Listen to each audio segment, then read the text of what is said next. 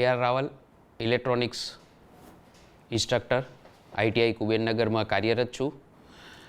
મિત્રો, આ અગાઉ આપણે ઘણા બધા ટોપિક વિશે ચર્ચા કરી, જેમાં રિલે, સ્વિચ, તદુપરાંત આપણે લાસ્ટ પીરિયડની અંદર પાવર સપ્લાય વિશે ઘણી માહિતી લીધી, વિસ્તૃત માહિતી લીધી.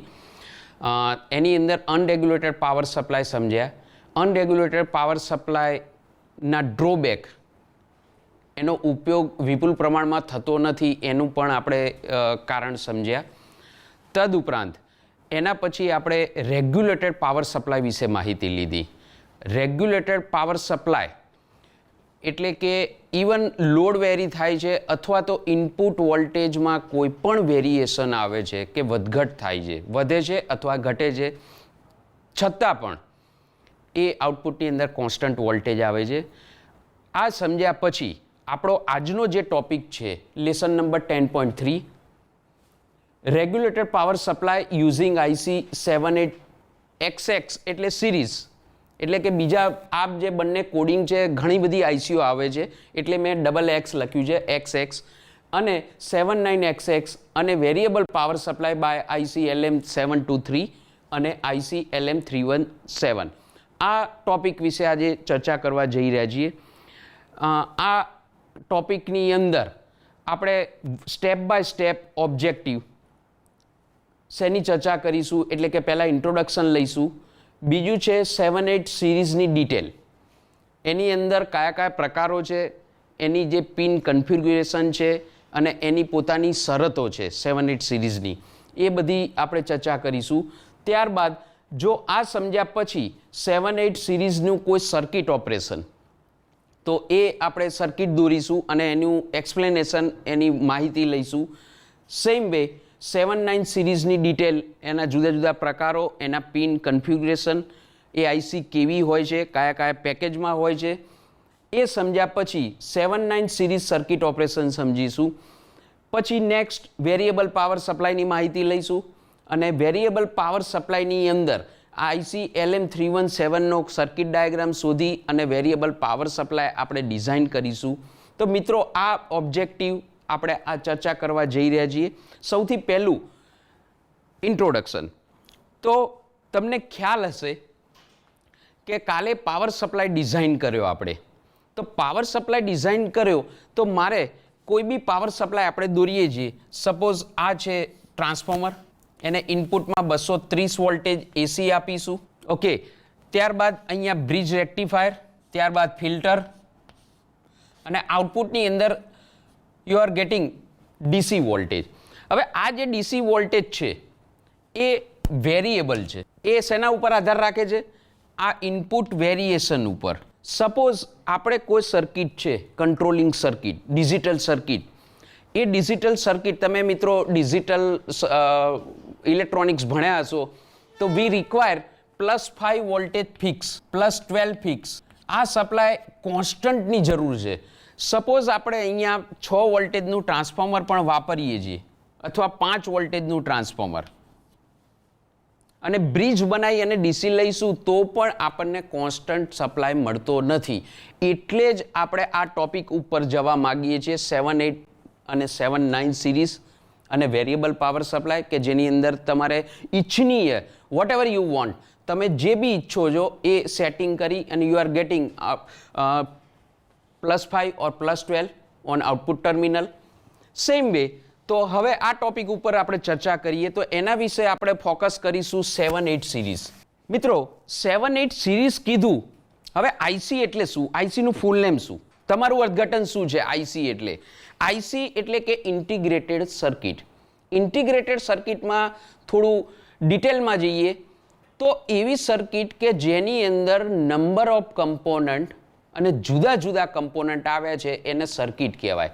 એટલે જે IC કહો છો ને, એ IC મારા હિસાબે કોઈ કમ્પોનન્ટ નથી. કમ્પોનન્ટ કહી શકાય, ડિવાઇસ કહી શકાય, પણ એની ઇન્ટરનલ રચનાની અંદર number of register, MOSFET, transistor, આ બધા જ કમ્પોનન્ટની રચના થાય છે, એટલે ICનું નિર્માણ થાય છે. હવે 7-8 સિરીઝ, તો 7-8 સિરીઝ આપણા માટે બેઝિકલી આપણે જાણવું ખૂબ જ જરૂરી છે કે આ જે 7-8 નંબર ખરો ને, એ પોઝિટિવ વોલ્ટેજ રેગ્યુલેટેડ આઈસી છે.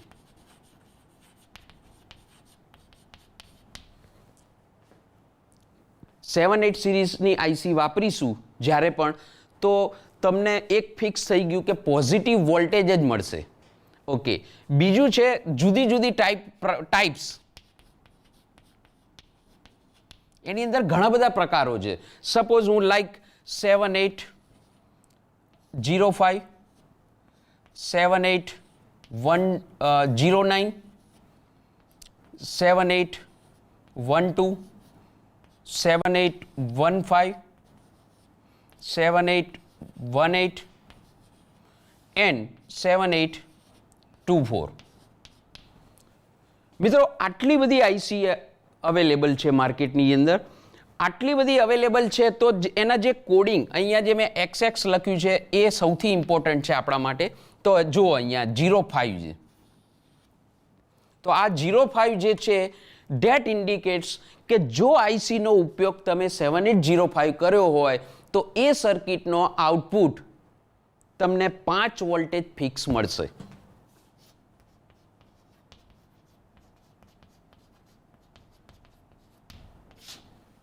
સેમ વે 09 વાપરી હોય તો +9,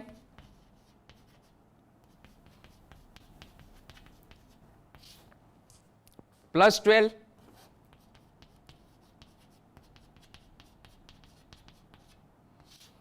એ જ રીતના 7824 આઈસી વાપરી હોય તો કેટલા વોલ્ટેજ મળશે? 24 વોલ્ટેજ, +24 તમને ફિક્સ મળશે. તો એનો અર્થ એવો થયો કે આ આપણે કેટલા વોલ્ટેજનો પાવર સપ્લાય બનાવવો છે, આપણી જરૂરિયાત શું છે, તો એ પ્રમાણે એ નંબરની આઈસી તમારે ઉપયોગ કરવી પડે. હવે મિત્રો, આ આઈસી માર્કેટમાં ઇઝીલી અવેલેબલ છે, ઇલેક્ટ્રોનિક્સ માર્કેટની અંદર. પણ આપણે જાણવું પડે કે કઈ આઈસી આપણે કયા પેકેજમાં જોઈએ છે. તો હું અહીંયા પેકેજ ઉપર થોડું જવા માંગીશ. What do you mean by package? Package એટલે કે તમે જો ડેટા બુક ડિઝાઇનર પોતે ઇલેક્ટ્રોનિક્સની સર્કિટ ડિઝાઇન કરતો હોય, એ ડિઝાઇનર હંમેશા ડેટા બુકનો ઉપયોગ કરતો હોય છે. તો એ ડેટા બુક જો તમે રિફર કરો તો એની અંદર જુદા જુદા પેકેજ હોય છે. હવે આઈટીઆઈની અંદર, આપણી લેબની અંદર અથવા તો પ્રેક્ટિકલ પર્પઝ જે આઈસી આપણે યુઝ કરીએ છીએ એ નોર્મલ આઈસી આવતી હોય છે. હું તમને અહીંયા દોરીને બતાવું છું. આવી આઈસી હોય છે. આ જે આઈસી છે, જે એનો દેખાવ છે, જે એનું પેકેજ છે અથવા તો બંધારણ છે, એ પેકેજનું સ્પેસિફિક નામ છે, સ્ટાન્ડર્ડાઇઝ કરેલું હોય છે. એ પેકેજને TO220 પેકેજ કહેવામાં આવે છે. હવે પેકેજ પ્રમાણે એની પોતાની કરંટ કેપેસિટી પણ ડિફરન્ટ હોય. સપોઝ આ જે છે TO220 પેકેજ, એની પોતાની કરંટ કેપેસિટી 500 મિલી એમ્પિયર છે, એટલે કે અડધો એમ્પિયર. ઓકે, એવું નથી કે આ આઈસી 7805 આવા દેખાવમાં જ અવેલેબલ હોય, ઉપલબ્ધ હોય. આવા પેકેજમાં પણ હોય. જેમ તમે ટ્રાન્ઝિસ્ટર જોયો હશે મિત્રો, આવા પેકેજમાં પણ હોય. ઓબ્વિયસલી આ દેખાવ અથવા તો એનું બંધારણ અથવા તો એનો શેપ આનાથી ઘણો નાનો છે, તો એની પોતાની કરંટ કેપેસિટી બહુ નાની હોય, એટલે કે 100 મિલી એમ્પિયર હોય. આ પેકેજને શું કહેવાય છે? TO39. મિત્રો, અલગ અલગ પેકેજની અંદર અલગ અલગ હોય છે. ઘણા પેકેજ છે. બીજો ભાઈ એક પેકેજ છે TO166. આવા બધા જુદા જુદા પ્રકારો હોય છે. TO39, 93. બીજો તમે એક પાવર ટ્રાન્ઝિસ્ટર જોયો હશે મિત્રો. આવા પેકેજમાં પણ 7805, 7809, 7812, 7815, 18 અવેલેબલ હોય છે. હવે આ ટોપિકની અંદર બીજું એક જાણવું ખૂબ જ જરૂરી છે કે suppose we want to build, આપણે કોઈ 5 વોલ્ટેજ 7805 થી સર્કિટ બનાવી રહ્યા છીએ, તો તમને એવું થાય કે આપણે ટ્રાન્સફોર્મર કયું વાપરવું? તો મિત્રો, એક સીધો ડેટા બુક પ્રમાણે રૂલ્સ છે કે આઈસીની પોતાની કન્ડિશન હશે. કન્ડિશન એટલે કે આઈસીની પોતાની એક શરત હશે, રૂલ્સ હશે કે હું કામ કરીશ પણ મારી બેઝિક શરત આટલી છે. કેવી શરત? સપોઝ 7805 છે એ આઈસીના ડેટા બુકમાં તમે વાંચશો તો તમને ખ્યાલ આવશે કે આ આઉટપુટ 5 આપે છે, પણ એના ઇનપુટની અંદર આ 5 કરતાં 2 વોલ્ટેજ વધારે ઇનપુટમાં હોવા જરૂરી છે. Got it? તમને ખ્યાલ આવ્યો હશે હું શું કહેવા માગું છું. સપોઝ 0 થી 6 વોલ્ટેજનું એક ટ્રાન્સફોર્મર વાપર્યું હોય આપણે સર્કિટની અંદર, તો આપણને સેકન્ડરીમાં કેટલા વોલ્ટેજ મળશે મિત્રો? 6 વોલ્ટેજ. ઓકે, એ 6 વોલ્ટેજ પ્રાપ્ત થાય છે પછી તમે બ્રિજ રેક્ટિફાયર બનાવો એટલે આપણને આઉટપુટમાં 8 વોલ્ટેજ જેટલા મળે છે. તો 8 વોલ્ટેજ આના ઇનપુટમાં આપશો તો આ આઈસી કામ કરશે, કારણ કે એનાથી 3 વોલ્ટેજ વધારે છે. પણ હું આ 24 વોલ્ટેજ 7824 વાપરું તો એ આઈસી કામ કરશે નહીં. એટલે ડિઝાઇનર પોતે એ નક્કી કરતો હોય છે કે આઉટપુટ ડીસી કેટલા આપણે લેવાના છે અને એના પ્રમાણે એ ટ્રાન્સફોર્મર ડિઝાઇન કરતો હોય છે. હવે સૌથી ઇમ્પોર્ટન્ટ, આ જે પેકેજ છે એ આ યુનિવર્સલ વપરાય છે. હવે આ મેટલ બોડી હોય છે, પાછળનો જે ભાગ છે ને આખો મેટલવાળો હોય છે. એટલે ઘણી વખત ડિઝાઇનર પોતે અથવા તમે ટેસ્ટિંગ ઇન્સ્ટ્રુમેન્ટ જોયા હશે આપણા આઈટીઆઈની અંદર, પાવર સપ્લાય છે, ઓસિલોસ્કોપ છે, ફંક્શન જનરેટર છે, AMRF ફ્રીક્વન્સી જનરેટર છે, અથવા તો સર્વિસ ઓસિલેટર છે, એની અંદર આ ઉપયોગ કરેલો છે. એની અંદર તમે જોશો તો આ જે મેટલ બોડી છે એની જોડે સ્ક્રુઇંગ કરી અને હીટસિંક સાથે એને ફિટ કરેલું હોય છે. હીટસિંક સાથે ફિટ કરવાનું કારણ એટલું છે કે જ્યારે તમે હાઈ કરંટ ડ્રો કરો છો આના આઉટપુટમાંથી, જ્યારે લોડને લગાવો છો ત્યારે હીટ પોતે ડિસિપેશન થાય છે અને હીટસિંક હોય તો એનો ક્રોસેક્શનલ એરિયા એટલો વધી જાય છે તો આઈસી ડેમેજ થતી નથી. એટલે ઘણી આ જે ફેસિલિટી આપેલી છે સ્ક્રુઇંગ કરી, અહીંયા નથી આપી આ પેકેજમાં. જુઓ તમે, હવે આ પાવર ટ્રાન્ઝિસ્ટરમાં તો આપેલી જ હોય છે. હવે 7812 કોઈ બી આઈસી, આ જે પેકેજ છે અહીંયા હું કોઈ સ્પેસિફિક નંબર નહીં લખું મિત્રો, એ એટલા માટે કહું છું કે સપોઝ હું અહીંયા કોઈ નંબર લખીશ તો તમારા મગજમાં એવો આઈડિયા આવશે કે સાહેબે આ રીતના કીધું છે કે 7805માં પિન લેઆઉટ આ હશે. પિન કન્ફિગ્યુરેશન કહેવાય, એટલે કે પિનની ઓળખ. તો પહેલાં આપણને દેખાય એ રીતના સામે રાખવાની આઈસી. એમાં લેફ્ટ સાઈડથી જે પહેલો નંબર છે, ફર્સ્ટ, સેકન્ડ ને થર્ડ, એ રીતના તમારે જોવાની છે. એમાં પહેલો નંબર છે એ ઇનપુટ છે, વચ્ચેની જે પિન છે એ ગ્રાઉન્ડ પિન છે અને ત્રીજી જે પિન છે એ આઉટપુટ ટર્મિનલ છે. આ કોઈ પણ 7-8 સિરીઝ માટેનું પિન કન્ફિગ્યુરેશન છે, ખાસ યાદ રાખજો. ઓકે મિત્રો, તો આ આપણે ચર્ચા કરી 7-9. હવે આનું સર્કિટ ઓપરેશન આપણે સમજીશું. 7-8 સર્કિટ ઓપરેશન. ઓકે મિત્રો, આપણે એક જે જનરલ યુઝ કરીએ છીએ 12 વોલ્ટેજનું ટ્રાન્સફોર્મર આપણી લેબમાં બહુ ઇઝીલી અવેલેબલ હોય છે, તો આપણે એ જ ઉપયોગ કરીએ. આપણે એક ટ્રાન્સફોર્મર લઈ લઈએ જેના પ્રાઇમરીમાં તમને બધાને ખ્યાલ છે 230 વોલ્ટેજ એસી અને 50 હર્ટ્ઝ જે આપણા લાઇન વોલ્ટેજની ફ્રીક્વન્સી છે એ આપી દઈએ. એના સેકન્ડરી ઉપર આપણને કેટલા વોલ્ટેજ મિત્રો મળશે? 12 વોલ્ટેજ. આ ટ્રાન્સફોર્મર છે મિત્રો. નોર્મલ પ્રેક્ટિસની અંદર જ્યારે ટ્રાન્સફોર્મરનું નોટિંગ કરીએ છીએ ને તો નોર્મલી સ્ટુડન્ટ 12 વોલ્ટેજ લખતા હોય છે, પણ આપણા માટે એઝ અ ટેકનિકલ પર્સન તમારે એની એ ટ્રાન્સફોર્મરની કરંટ કેપેસિટી પણ લખવી પડે. સપોઝ તમે માર્કેટમાં ટ્રાન્સફોર્મર પરચેસ કરવા જાઓ છો તો 12 વોલ્ટેજના ટ્રાન્સફોર્મર તો પુષ્કળ હોય છે, નાની સાઇઝથી મોટી સાઇઝના હોય છે. તો એ બંનેમાં ફરક શું હોય છે? એની કરંટ કેપેસિટી.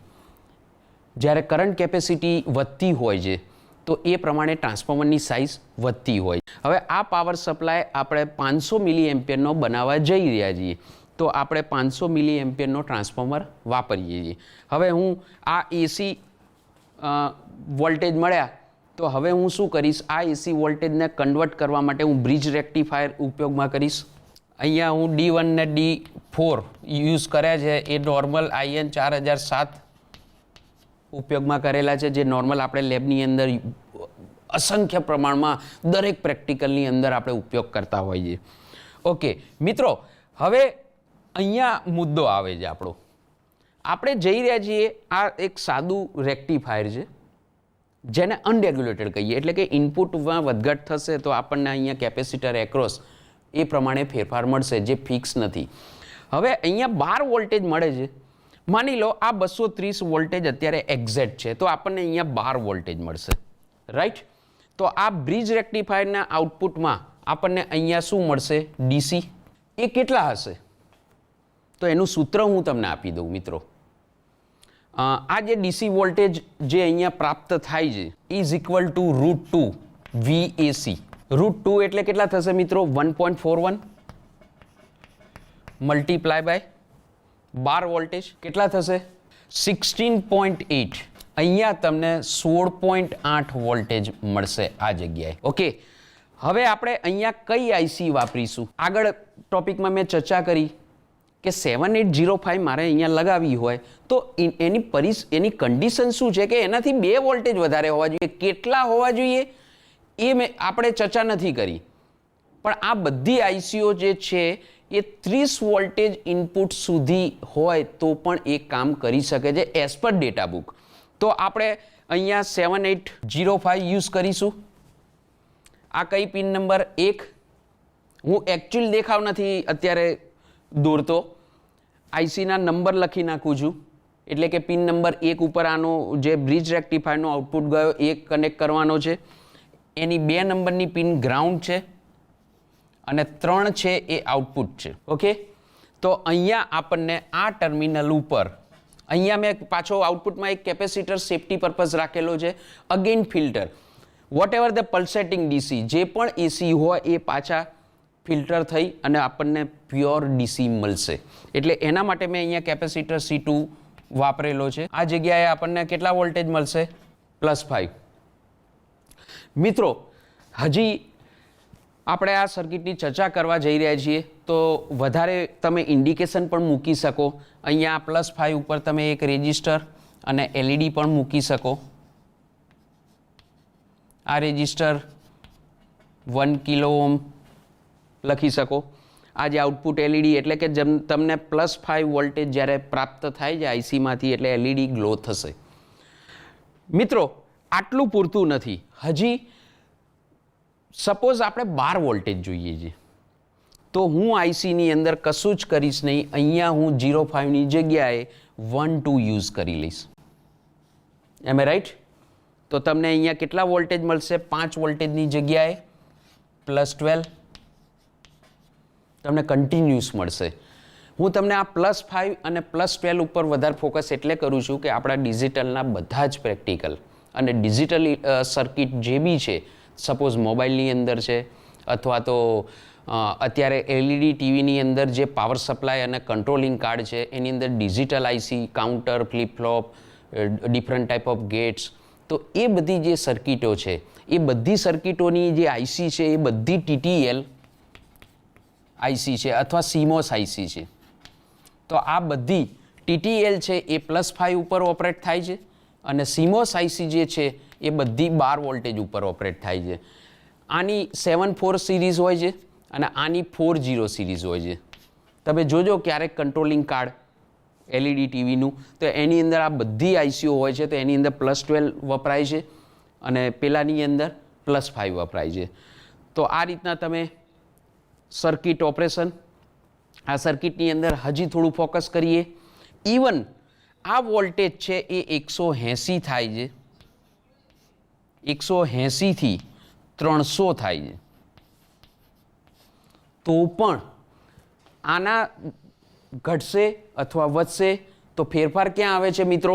આના બ્રિજ રેક્ટિફાયરના આઉટપુટમાં, એટલે કે આ પોર્શનની અંદર, આ પોર્શનમાં બદલાવ આવશે. પણ એ પોર્શનના બદલાવમાં આઉટપુટની અંદર તમને 12 વોલ્ટેજ કોન્સ્ટન્ટ મળશે અને એટલે જ આ આઈસીનો ઉપયોગ બહુ જ થાય છે. ઓકે મિત્રો, હવે આપણે 7-9 સિરીઝનું થોડું ફોકસ કરીશું.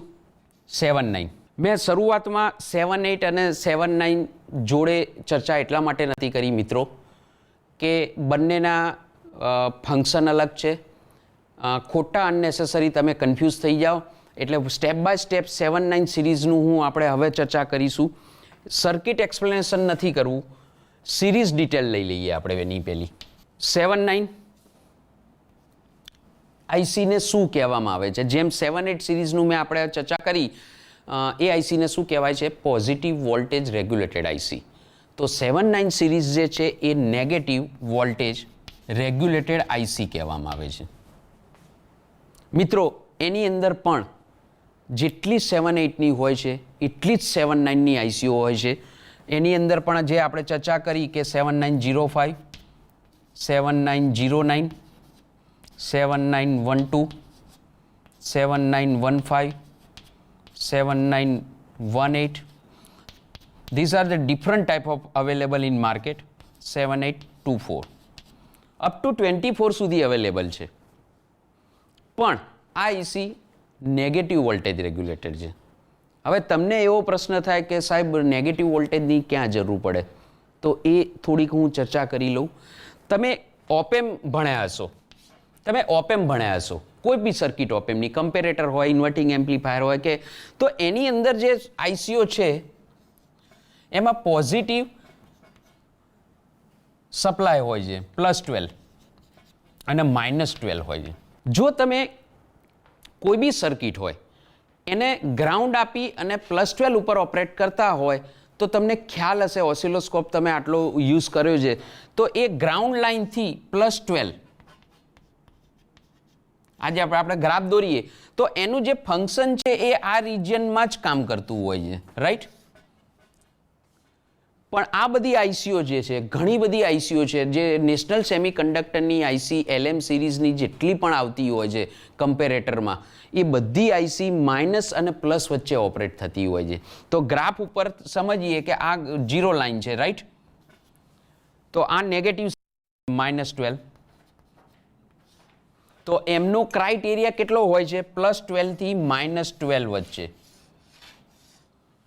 અને એટલા માટે વી રિક્વાયર નેગેટિવ સપ્લાય, અને એના માટે 79 સિરીઝ આઈસી વપરાય છે.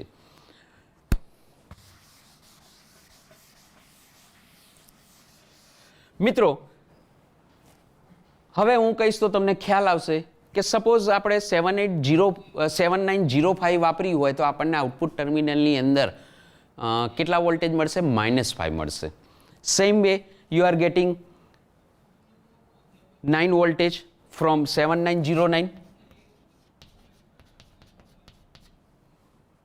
તેવી જ રીતના સપોઝ 7924 યુઝ કરી હોય આપણે તો -24 વોલ્ટેજ મળશે અહીંયા. ઓકે મિત્રો, આની અંદર પણ પેકેજની ચર્ચા કરી લઈએ. પેકેજીસ એટલે દેખાવ, એનું બંધારણ અથવા એનો શેપ. નોર્મલ આવી રીતના હોય છે, 1, 2 અને 3, 79 સિરીઝ. કોઈ પણ 79ની આ પેકેજમાં હોય. આ પેકેજ મિત્રો તમને ખ્યાલ હવે આવી ગયો, 220 પેકેજ TO ડેટા બુક પ્રમાણે. તો પહેલા નંબરની જે પિન છે એ ગ્રાઉન્ડ છે, 2 નંબરની જે પિન છે એ ઇનપુટ છે, અને 3 નંબરની જે પિન છે એ આઉટપુટ છે. ભલે પછી તમે કોઈ બી આઈસી વાપરી હોય, પણ જ્યારે આ પેકેજની અંદર 79 સિરીઝની તમે જ્યારે પણ ઉપયોગ કરો છો તો એનું પિન કન્ફિગ્યુરેશન 1 નંબર હંમેશા ગ્રાઉન્ડ છે, 2 નંબર ઇનપુટ છે અને 3 નંબર આઉટપુટ છે. મિત્રો, આની અંદર પણ અલગ અલગ પેકેજ છે. TO39, TO166 અથવા તો પાવર ટ્રાન્ઝિસ્ટરની અંદર પણ એ ટાઈપનું પેકેજ આવે છે. આ બધા જ અવેલેબલ માર્કેટની અંદર ઇઝીલી અવેલેબલ હોય છે. હવે આની કન્ડિશન, રૂલ્સ, જે 7-8 માટેના રૂલ્સ હતા કે સપોઝ 7905 યુઝ આપણે કરીએ છીએ તો પણ એની એટલી જ કન્ડિશન છે કે એ જે આઉટપુટ વોલ્ટેજ આપે છે, સપોઝ 5 વોલ્ટેજ આપે છે -5, તો એના ઇનપુટની અંદર એનાથી 2 થી 3 વોલ્ટેજ વધારે હોવા જરૂરી છે, તો અને તો જ એ આઈસી કામ કરશે.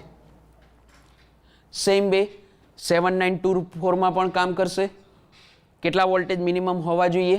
સપોઝ આપણે -24 સર્કિટ વોલ્ટેજ ફિક્સ જોઈએ છે અને આપણે સર્કિટ બનાવી રહ્યા છીએ, તો આપણને ટ્રાન્સફોર્મર કયો વાપરીશું? આપણે 12 વાપરીશું. 12 એટલા માટે કે આપણને સેન્ટર ટેપ છોડીને આજુબાજુના છેડા ઉપર આપણને 24 વોલ્ટેજ એસી મળે. એ 24 વોલ્ટેજ પછી બ્રિજ રેક્ટિફાયરમાં આપો. બ્રિજ રેક્ટિફાયરના આઉટપુટની અંદર મેં તમને પેલું સૂત્ર બતાવ્યું √2 VAC. તો 24 ગુણ્યા 1.41, તો એ જે વોલ્ટેજ છે એ 32 વોલ્ટેજની આજુબાજુ એના ઇનપુટમાં મળશે. તો આ આઈસી માટે તમારે આ આઈસી કઈ આઈસી વાપરો છો એના પ્રમાણે એ ટ્રાન્સફોર્મરની ડિઝાઇન સિલેક્ટ કરવી ખૂબ જ જરૂરી છે. હવે આપણે સર્કિટ ઓપરેશન સમજીશું. જ્યારે સર્કિટની વાત કરીએ છીએ તો આપણી જોડે ઇઝીલી અવેલેબલ આપણી ઓફિસમાં એટલે કે આપણી લેબની અંદર 0 થી 12 વોલ્ટેજના ટ્રાન્સફોર્મર તો ઇઝીલી અવેલેબલ હોય છે. તો સૌથી પહેલાં એક ટ્રાન્સફોર્મર યુઝ કરીશું. એની પ્રાઇમરીમાં 230 વોલ્ટેજ એસી 50 હર્ટ્ઝ, P1 અને P2 એની પ્રાઇમરી છે, S1 ને S2 એની સેકન્ડરી છે. તમને અહીંયા 12 વોલ્ટેજ એસી પ્રાપ્ત થાય છે. મિત્રો, ઘણા મેગેઝિનની અંદર ટ્રાન્સફોર્મરને X-મર પણ લખવામાં આવે છે. 12 વોલ્ટેજ 500 મિલી એમ્પિયર. ઓકે, પછી આ એસી વોલ્ટેજને આપણે ડીસી કરવા શું કરીશું? બ્રિજ રેક્ટિફાયર યુઝ કરીશું. ડાયોડ IN 4007 વાપરીશું. 4 ડાયોડની રચનાથી બ્રિજ રેક્ટિફાયર બનાવીશું. બંને એનોડ જ્યાં શોર્ટ થાય છે એ નેગેટિવ કન્સિડર થશે અને આ જે છે એ પોઝિટિવ કન્સિડર થશે. અહીંયા ફિલ્ટર કેપેસિટર પણ મૂકી દઈશું. ઓકે મિત્રો, હવે અહીંયા તમને કેટલા વોલ્ટેજ મળશે? 16.8 √2 VAC એટલે 1.41 multiply by 12 voltage is equal to 16.8 voltage તમને આ પોઈન્ટ ઉપર મળશે. હવે મારે આને નેગેટિવ સપ્લાય બનાવવો છે તો તમને 16.8 વોલ્ટેજ મળે છે તો તમે કોઈ બી પાવર સપ્લાય બનાવી શકશો, જેમ કે -5, -12, -9, -12 આટલા તો તમે બનાવી જ શકશો. તો આપણે એ આઈસીનું કનેક્શન કરીએ. જુઓ મિત્રો, મેં આઈસી અહીંયા લગાવી કારણ કે આ નેગેટિવ સપ્લાય છે. તો 7912 આઈસી મેં યુઝ કરી. એમાં ઇનપુટ કઈ હતી? પિન નંબર મેં એને ઇનપુટ આ આપ્યો છે અત્યારે. કઈ હતી? 2 નંબર. ઓકે, પછી આ જે પ્લસ છે એ મેં એને આપી 1 નંબરમાં ગ્રાઉન્ડ તરીકે અને આઉટપુટની અંદર પાછું કેપેસિટર લગાવું છું. આ ગ્રાઉન્ડ થશે અને અહીંયા આપણને મળશે -12 વોલ્ટેજ. જુઓ મિત્રો, અહીંયા મેં શું કર્યું? કારણ કે નેગેટિવ સપ્લાય બનાવવો છે. આ પોઝિટિવ છે, આ નેગેટિવ હતો. તો તમે મલ્ટીમીટરમાં જ્યારે જોશો, સપોઝ કોઈ વોલ્ટેજની લાઈન છે, આ +5 છે અને આ ગ્રાઉન્ડ છે. અહીંયા હું મલ્ટીમીટરથી પોઝિટિવ નેગેટિવ કરીશ, માપીશ વોલ્ટેજ, તો કેટલા બતાવે છે મિત્રો? +5. પરંતુ એની જગ્યાએ હું આ મીટરની પોલારિટી ચેન્જ કરીશ તો અહીંયા -5 બતાવીશ. આવું તમે ઘણીવાર પ્રેક્ટિકલમાં પોલારિટી બરોબર સિલેક્ટ ના કરી હોય તો આવું તમે માપ્યું હશે. તો એની અંદર પોઝિટિવને મેં ગ્રાઉન્ડ તરીકે કન્સિડર કર્યો અને એના ગ્રાઉન્ડ પિન ઉપર આપ્યો 1 નંબરમાં અને 2 નંબર ઉપર મેં શું આપ્યું? એનો આઉટપુટ. અને સર્કિટનો આઉટપુટ જે છે એ પિન નંબર 3 ઉપરથી તમને -12 મળે છે. હવે આ -12 કેમ મળે છે? મેં આઈસી 7912 યુઝ કરી છે એટલા માટે. સપોઝ હું 7905 અહીંયા વાપરીશ તો મને આઉટપુટની અંદર -5 મળશે. 7918 કરીશ તો -18 વોલ્ટેજ મળશે. નહીં મળે. કેમ? કારણ કે આપણને અહીંયા જે વોલ્ટેજ મળે છે એ 16.8 વોલ્ટેજ મિત્રો મળે છે. સપોઝ આ આઈસીની જગ્યાએ હું 1.8 યુઝ કરીશ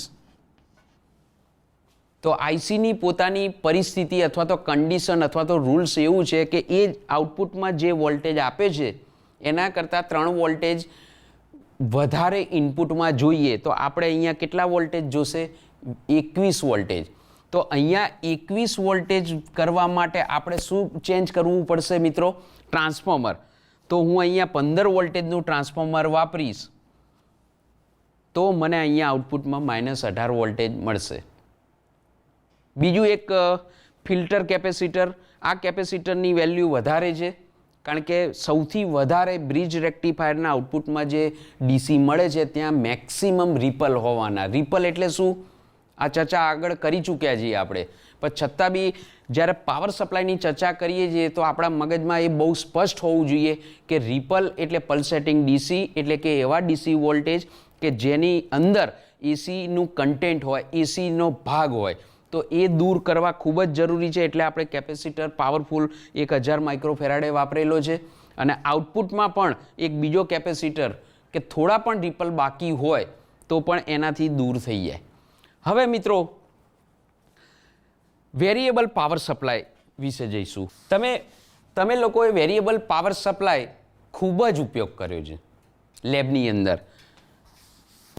ક્યાં કર્યો છે એ તમને હું સ્પષ્ટ કરું. બેટરી એમ્યુલેટર. બેટરી એમ્યુલેટરમાં કેવું હોય છે? સપોઝ એક ટોગલ હોય છે, પછી એક રોટરી સ્વિચ હોય છે. આ રોટરી સ્વિચમાં અહીંયા લખ્યું હોય છે 1.5, પછી 2.5, પછી 4 વોલ્ટેજ, પછી 6.5 અને 9 વોલ્ટેજ. અને આઉટપુટમાં 2 ટર્મિનલ પાછળથી છેડા હોય છે અને અહીંયા ક્રોકોડાઇલ તમે લગાડેલી હોય છે. ઓકે, આ વેરિયેબલ પાવર સપ્લાય ખરો, પણ આપણે જે ચર્ચા કરવા જઈ રહ્યા છીએ એ વેરિયેબલ કંઈક અલગ છે. વેરિયેબલના મતલબ ઘણા બધા થાય છે કે આઉટપુટ બદલાય છે, પણ આ વેરિયેબલ બદલાય તો છે આ બેટરી એલિમેન્ટરમાંથી. પણ સપોઝ અહીંયા મને કેટલા મળશે? 1.5, 2.5, પણ મારે 3 વોલ્ટેજ જોતા હોય તો એ બેટરી એલિમેન્ટરમાંથી એક્ઝેક્ટ પોસિબલ નથી. ખ્યાલ આવ્યો હશે હું શું કહેવા માંગુ? સપોઝ મારે 5 વોલ્ટેજ ડીસી એક્ઝેક્ટ જોઈએ છે તો બેટરી એલિમેન્ટરમાંથી પોસિબલ નથી, કારણ કે એક્ઝેક્ટ 5 નહીં મળે. મને 5.2 એ મળશે, 4.8 એ મળશે. તો એના માટે આપણે આઈસી LM723 અને બીજી આઈસી છે LM317. આવી ઘણી બધી આઈસીઓ માર્કેટમાં અવેલેબલ છે. આપણે આજે કોઈ બી એક વિશે ચર્ચા કરીશું વિસ્તૃત. એ આઈસીની અંદર અગેન એનું પેકેજ, એ આઈસીની પિન કન્ફિગ્યુરેશન કઈ છે અને એની પોતાની શરતો શું છે, તો એ વિશે આપણે અભ્યાસ કરીએ. તો મિત્રો આજે આપણે જે ચર્ચા કરવા જઈ રહ્યા છીએ એ આઈસી LM317 એની ચર્ચા કરીશું. તમે જ્યારે માર્કેટની અંદર આ આઈસી લેવા જાઓ છો, હવે તમારા મગજમાં એવું હોય છે કે આઈસી એટલે કે વધારે પિનો હોય. નોર્મલ સ્ટુડન્ટના મગજમાં શું હોય છે? આઈસી એટલે કે આ ટાઈપની. પણ મિત્રો એવું નથી. આઈસીને 3 પિન પણ હોય. મેં તમને કીધું એ રીતના આઈસી એટલે કે એક સર્કિટ કે જેની અંદર નંબર ઓફ કમ્પોનન્ટ છે. એટલે આ આઈસી LM317 છે એ 3 પિનની આઈસી છે.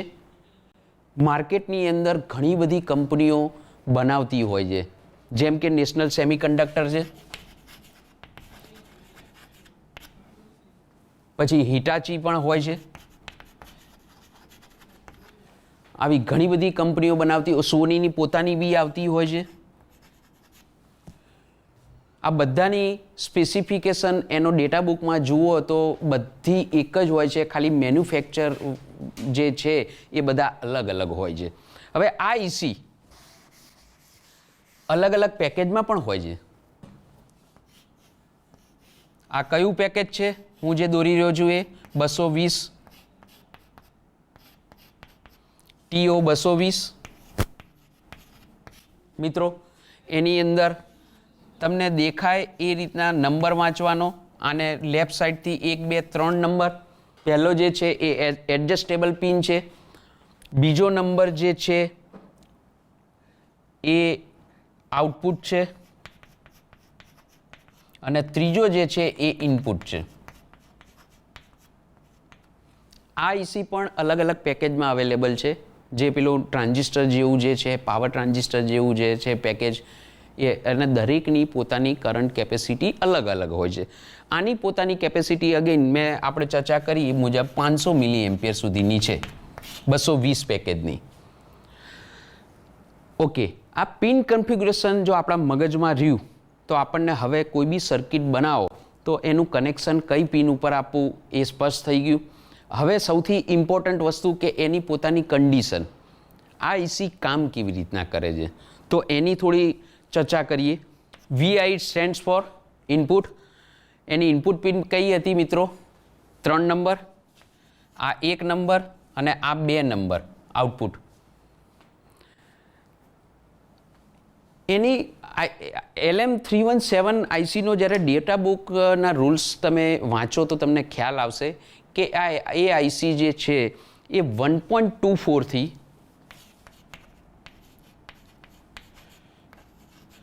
30 વોલ્ટેજ DC સુધી કામ કરે છે. પણ એની પોતાની શરત છે. સપોઝ અત્યારે આપણે કોઈ એક સર્કિટ આ અત્યારે મેં દોરી છે, સમજજો તમે, તો એને મેં 5 વોલ્ટેજ DC આપ્યા છે ઇનપુટની અંદર, તો આ IC પોતે 5 વોલ્ટેજ સુધી જ વેરી કરશે, વધારે નહીં કરી શકે. એટલે કે એનું આઉટપુટ કેટલા સુધી તમે ઈચ્છનીય તમે આપણે ડિઝાઇન કરવી છે તો એ પ્રમાણે એનો ઇનપુટ વોલ્ટેજ એટલો હોવો જ જોઈએ.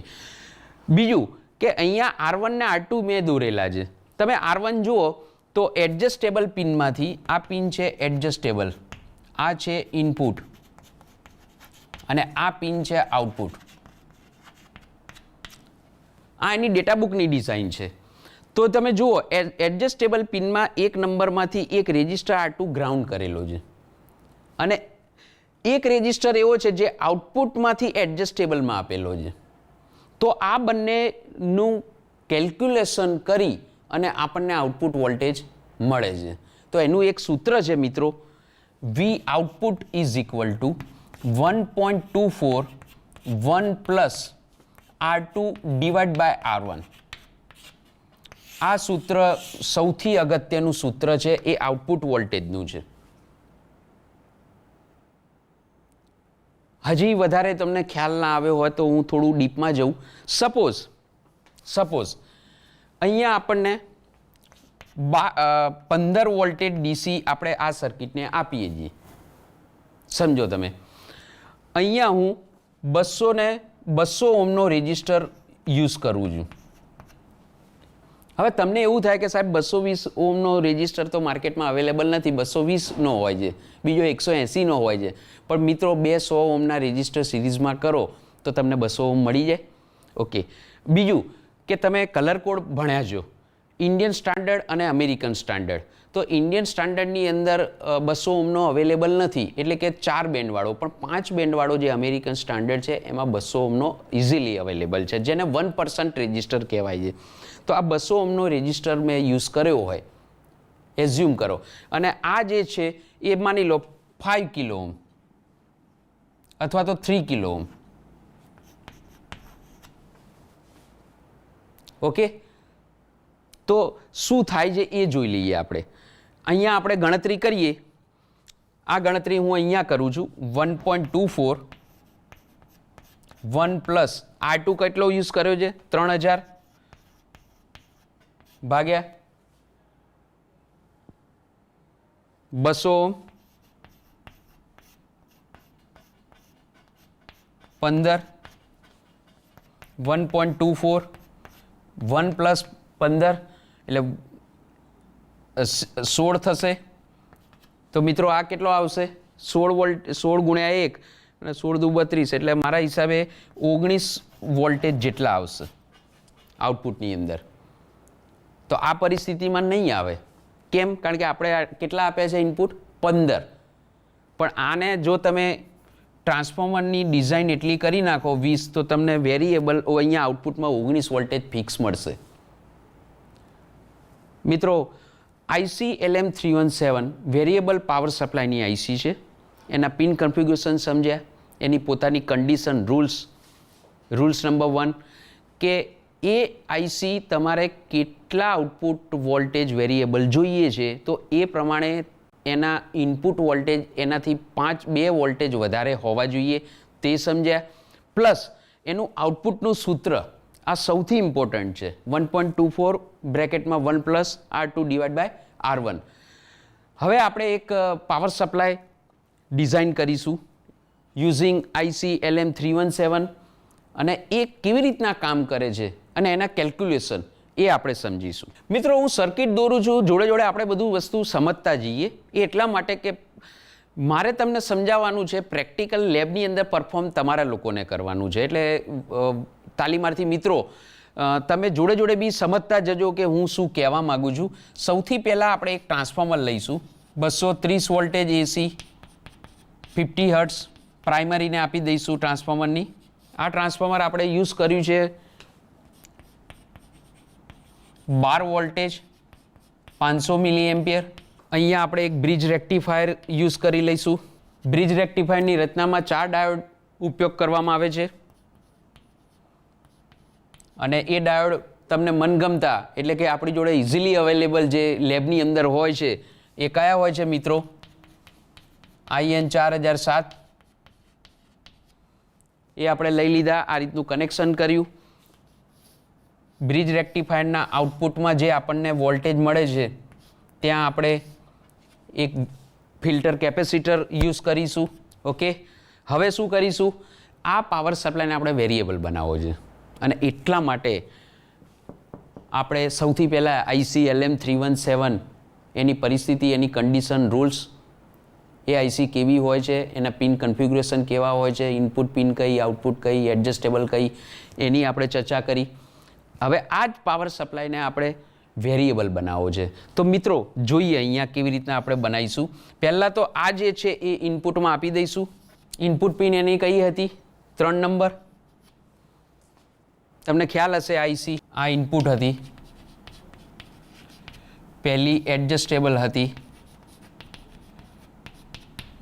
અને આ જે હતી એ આઉટપુટ હતી. તો 3 નંબરમાં શું આપ્યું આપણે? બ્રિજ રેક્ટિફાયરનું આઉટપુટ.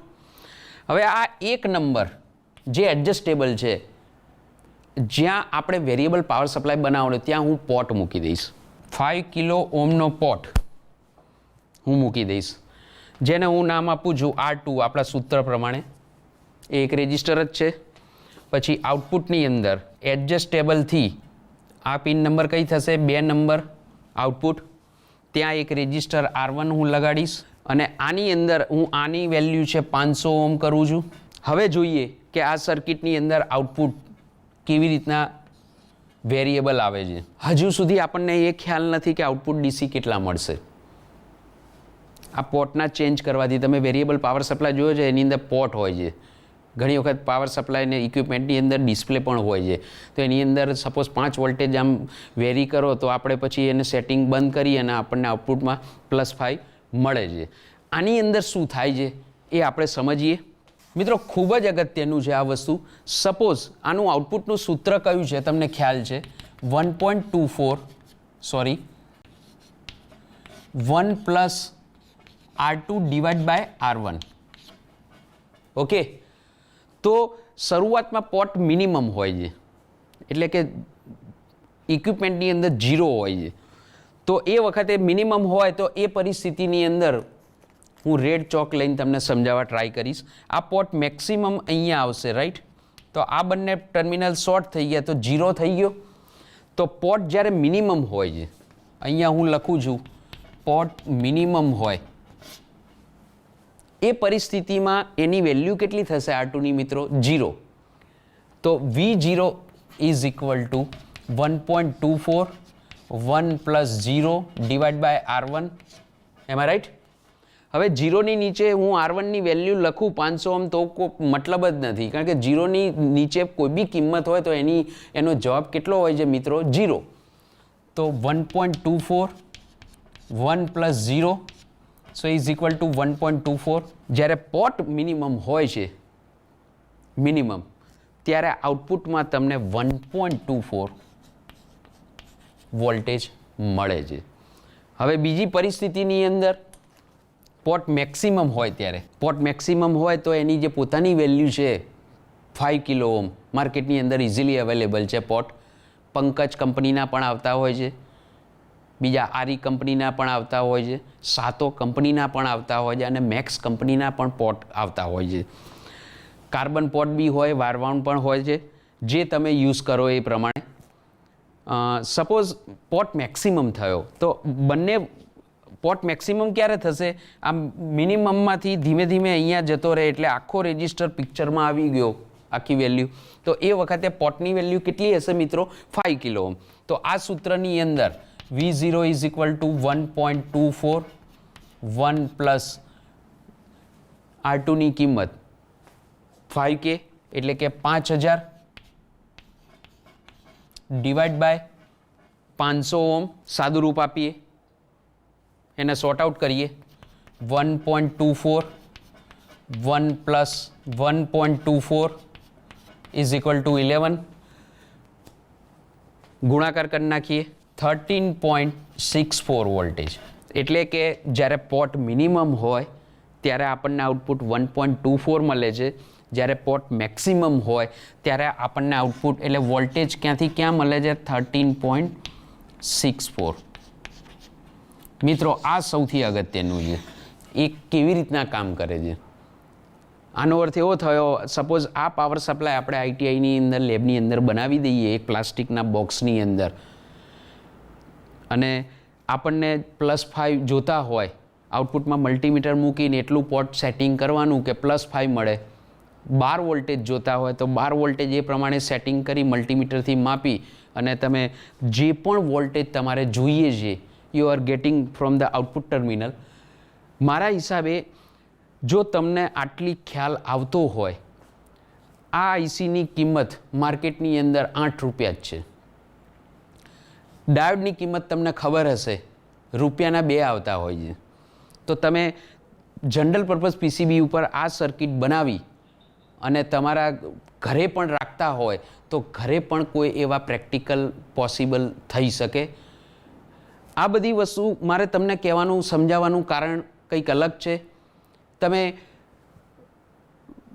શું કહેવાય, લેબની અંદર પણ જ્યારે પાવર સપ્લાય જોતો હોય અથવા તો +5 +12 જોતા હોય તો તમે ઇઝીલી 230 વોલ્ટેજનો જ્યાં કનેક્શન હોય ત્યાં તમે એને કનેક્ટ કરી પાવર સપ્લાયને અને +5 +12 જે પણ ઇચ્છનીય વોલ્ટેજ છે you are gating from output terminal.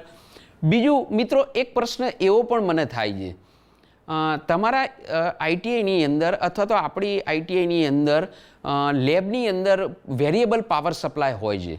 તો એ વેરિયેબલ પાવર સપ્લાયની અંદર તમે જ્યારે આઉટપુટ ટર્મિનલ ઉપર વોલ્ટેજ માપો તો 0થી સ્ટાર્ટ થાય છે.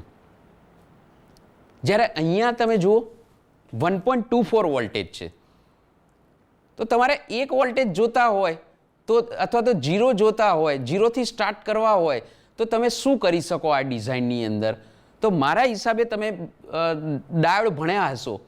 ડાયોડને જ્યારે ફોરવર્ડ બાયસ આપવામાં આવે છે ત્યારે એ કામ કરે છે, એમાંથી કરંટ પસાર થાય છે, પરંતુ એના એક્રોસ 0.7 વોલ્ટેજ ડ્રોપ ડાયોડ લઈ લે છે અને બાકીના વોલ્ટેજને આગળ આપી દે છે.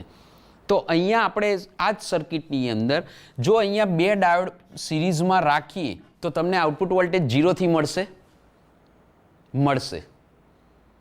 તો આ રીતના તમે ડિઝાઇન કરી શકો છો. મિત્રો આજે આપણે બહુ સુંદર એક ટોપિક પાવર સપ્લાય,